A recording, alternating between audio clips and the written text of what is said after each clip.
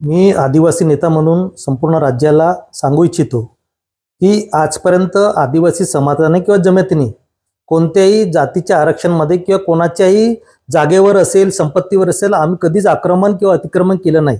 हा आमचा इतिहास आहे, आमचा अनुवंशिक गुण आहे. साम्राज्यवादी वृत्ती ट्रायबलमध्ये नाही. मग जे अर्थ आम्ही कोणत्या समाजाला डिस्टर्ब करत नाही, कोणत्या आरक्षणाला धक्का लावत नाही, कोणाचं काही शोषण घेत नाही. शोषण वृत्ती आमच्याकडे नाहीये.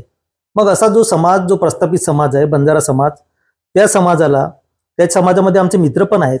त्या समाजाला ऑलरेडी राज्य सरकारने 3% आरक्षण स्वतंत्रपणे दिलेलं आहे आणि विमुक्त जाती भटक्या जमाती अबकड मिळून टोटल त्यांचं 11% आरक्षण आहे.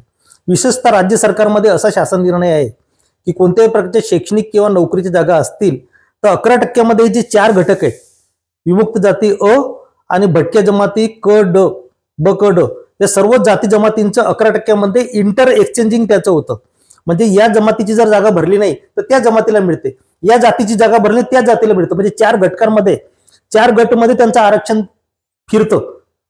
11% आरक्षण आहे ना, कशाला तुम्ही दुसरीकडे मागतात?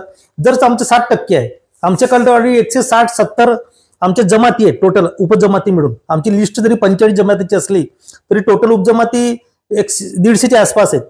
आमचे 150 जमातींना 7% आरक्षण आहे. व तुमचे फार समाज जाती कमी आहेत, तुमची लोकसंख्या किती मला काय देशील लेनदेन नाही, पण तुम्हाला 11% आरक्षण आहे ना. तुम्ही ट्रायबलची आयडेंटिटी का मागताय? माझं असं म्हणणं आहे की तुम्हाला समाज म्हणून तुमची आयडेंटिटी आहे, तुमचे सामाजिक वैशिष्ट्य परंपरा आहे. तुम्हाला सरकारने त्या वेळेसचे आयोग, त्या वेळेसचे शासन यंत्रणेने तुम्हाला न्याय दिलेला आहे. केंद्राच्या यादीमध्ये आपण इतर मागासवर्गीयच्या यादीमध्ये आहोत. मग कशाला तुम्ही आदिवासींच्या यादीमध्ये घुसतात? आणि विशेषतः हैदराबाद गॅजेटियरचं जे काय आधार घेतायत, मला वाटतं भारतीय राज्यघटना मुख्य आधार आहे आपला. ज्याला बोलायचं असेल, हायकोर्ट, सुप्रीम कोर्ट किंवा लिगल जे काही मागणी असेल ते तुम्हाला घटनेच बोलावं लागेल. राज्याच्या वेळेस निजामाने असं केलं होतं, त्या हैदराबादने असं निर्णय दिला होता, साहेब त्याच्यामध्ये आम्हाला काही जायची गरजच नाही. हे जरी मराठा आरक्षणला किंवा कुणबी आरक्षणच्या अनुषंगाने या गॅजेटियरच्या सरकारने ऍक्सेप्ट करो का नकार करो तो त्यांचा विषय, त्याच्यात आम्हाला वादात जायचं नाही.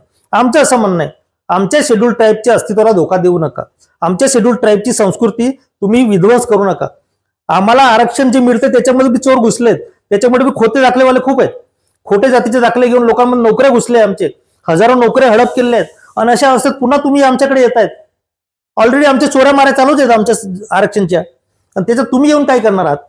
मित्रांनो, मी आपल्याला सांगू इच्छितो की तुम्ही तुमचं 3% आरक्षण, टोटल तुमचं 11% आरक्षण राज्यासाठीचं, आणि जे तुमचं ओबीसीचं आरक्षण आहे केंद्राच्या याच्यामध्ये 27% तुम्ही त्याच्यामध्ये खुशाल चांगल्यापैकी आरक्षण घ्या, चांगला अभ्यास करा, मोठे व्हा. कशाला ट्रायबलच्या मागे लागतात? आम्ही गरीब लोक आहोत, आमच्या कशाला सवलतींच्या मागे लागतात?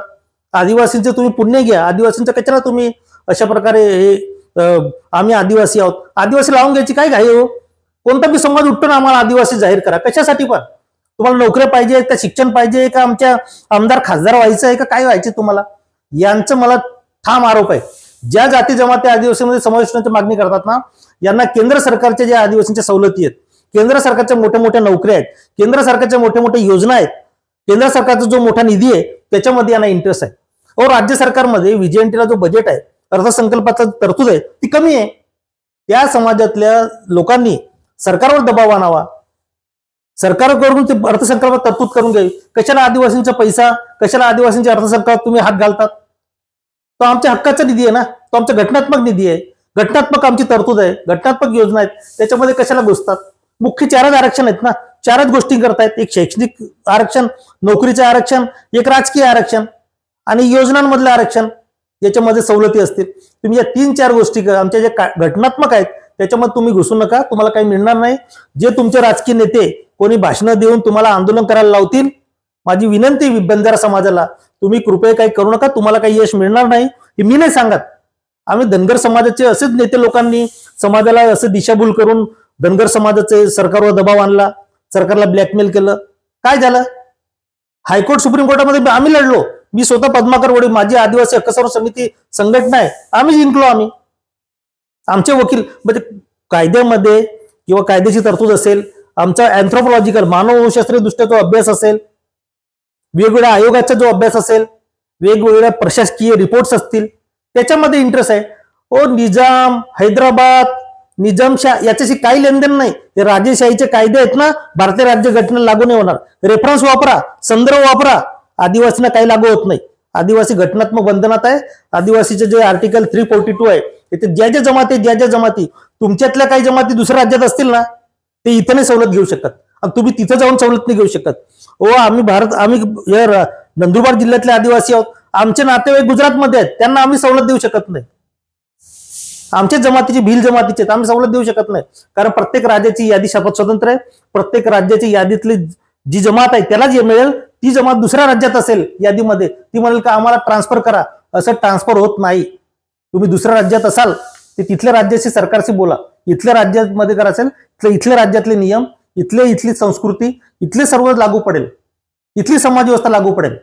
आणि म्हणून आमचं जे स्टेटस आहे ट्रायबलचं, त्याच्यात तुम्ही नादी लागू नका. तुम्ही काही क्रायटेरिया पूर्ण करत नाही, तुम्ही गुणवैशिष्ट्ये पूर्ण करत नाही, आणि आमच्या अँथ्रोपॉलॉजिकल मानववैशिष्ट्य कोणत्याच पुरात तुम्ही बसत नाही. घटनेत पण कायद्यात पण तुम्ही टिकू शकणार नाही. कशाला तुम्ही आंदोलन करता? हा न्यूसन्स काही गरज नाही. उपद्रव काही करू नका. सरकारकडे चांगली मागणी करा, बजेट मागा, योजना मागा. 11% तुमचं साहेब, तुम्ही अजून 10% मागून वाढवून मागा ना. कशाला आमच्यामध्ये घुसतात, आमच्यावर अतिक्रमण करतात? आमचा आदिवासींचा इतिहास आहे. आम्ही कधीच कोणावर अतिक्रमण केलेलं नाही. हा इथला नाही, पूर्ण जगभराचा आमचा इतिहास आहे. आणि आम्ही ट्रायबल्स नाही, भारतात नाही, पूर्ण जगातले आदिवासी आम्ही एक संघ आहोत. आणि आम्ही सवलतीसाठी आरक्षणासाठी लढत नाही. आमच्या अस्तित्व आणि संस्कृतीसाठी लढत आहोत. आमची संस्कृती स्वाभिमानी आहे, आमची संस्कृती नॅचरल आहे. त्याचं संरक्षण करा म्हणून आमच्या युनोने आम्हाला पाठिंबा दिला.